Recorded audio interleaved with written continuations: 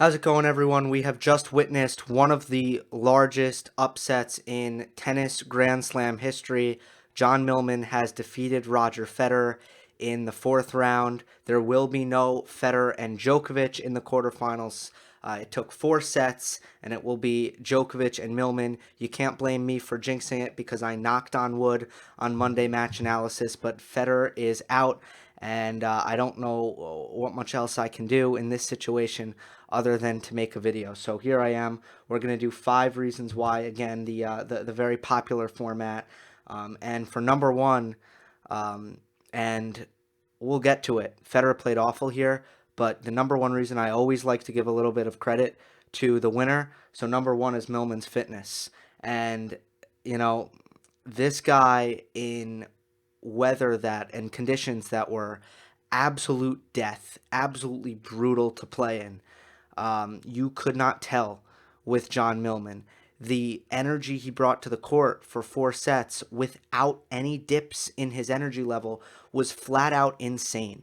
He ran balls down that he had no chance at, and he still exerted the extra energy to get to the ball, even if he couldn't get there, even if he was definitely going to lose the point. He had no regard for the reserves of his energy, and ultimately you had a dude in Roger Federer who was not going to exert a lot of energy here against John Millman, who was ready to exert 110% of the energy that he can bring. Federer just couldn't hang in points. He had to pull the plug, and John Millman could sit there all day. He trains in Brisbane, Australia. It's humid there. It's hot there. He's been there all his life. Still, regardless, that was an absolutely unbelievable performance as far as fitness goes by John Millman. Number two reason, something we don't know.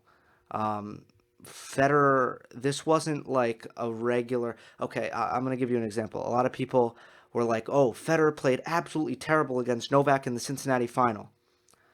This is like a different level. This is a level where Federer would have lost to a lot of players tonight. Any player who was ready to really compete in this humidity, dig deep, make a lot of balls, could have beaten Federer tonight. Whereas in a match like Djokovic in Cincinnati, it would have taken an elite player, a top five type player, to beat Federer on that day. So maybe he played bad comparatively, but it wasn't like tonight. You cannot compare that performance to tonight. My point is, this was so bad, this was so next level bad by Federer that there has to be something. There has to be some sort of sickness, maybe something mental, maybe something physical, but something we don't know is the number two reason here. Number three, Fed's first serve. His first serve percentage was 49%, and he had 10 double faults. So the serve was really bad. Number four, Millman's drop shot retrieval. I mentioned that Federer was pulling the plug early on all these points because I think of the humidity and his lack of fitness in this match. And I noticed that Millman had a tremendous habit of being able to keep two hands, especially on the backhand, or I'm really only talking about the backhand here.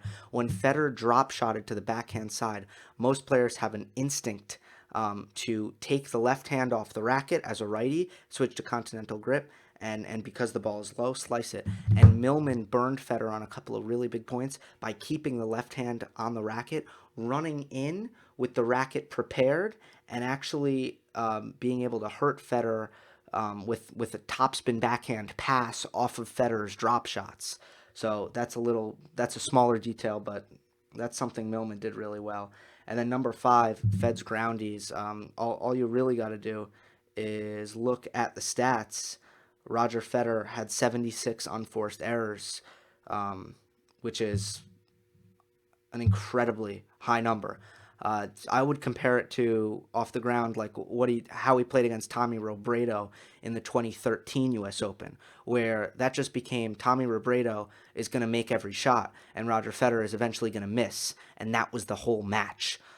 This match was sort of similar from John Millman's perspective. He was going to run everything down. He was going to make every ball. He hit some nice backhands in this match, but for the most part, he could sit back and wait for Roger Federer's error because Federer did not have what it took physically to grind this out like he needed to. He didn't have his best stuff. He didn't have his best timing. He didn't have his serve. So what he would have needed is his energy and his legs, and he didn't have that either. So he had no chance. That's all I got for you. Hope you enjoyed. Don't forget to subscribe. I'll see you next time.